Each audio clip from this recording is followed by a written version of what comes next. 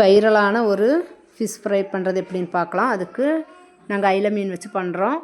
அதுக்கு 4 வரமிளகா 4 காஷ்மீரி மிளகா எடுத்து கொஞ்சம் சுடுதண்ணி வச்சு ஊற வச்சிடலாம். ஒரு பேன் எடுத்து அடுப்பில் வச்சு கொஞ்சம் தேங்காய் எண்ணெய் ஊற்றி 1/4 டீஸ்பூன் கடுகு, 1/4 டீஸ்பூன் ஜீரகம், 1/4 டீஸ்பூன் சோம்பு, 10 பல் பூண்டு நல்லா பொடியாக அரிஞ்சதையும் போட்டு நல்லா பொன்னிறமானதும் அதுலேயே ஒரு அரை துண்டு தக்காளியும் கொஞ்சம் கருவேப்பிலையும் போட்டு நல்லா வதக்கிக்கலாம். அதில் 1/4 டீஸ்பூன் குழம்பு மிளகாத்தூள் இருந்து அதையும் போட்டு நம்ம ஊற வச்ச மிளகை நல்லா மையாட்டம் அரைச்சி அதையும் ஊற்றிக்கலாம். அதுலேயே 1/2 டீஸ்பூன் மஞ்சத்தூள், 1 டீஸ்பூன் மல்லித்தூள், கொஞ்சம் சின்ன வெங்காயமே அரிஞ்சது போட்டு ஒரு நெல்லிக்காய் சைஸு புளியை ஊற வச்சு அதுலேயும் கொஞ்சம் ஊற்றிட்டு நல்லா குறுகுனதும் மீன் எடுத்து அதில் போட்டு 2 பக்கமும் வேக வச்சுக்கலாம்.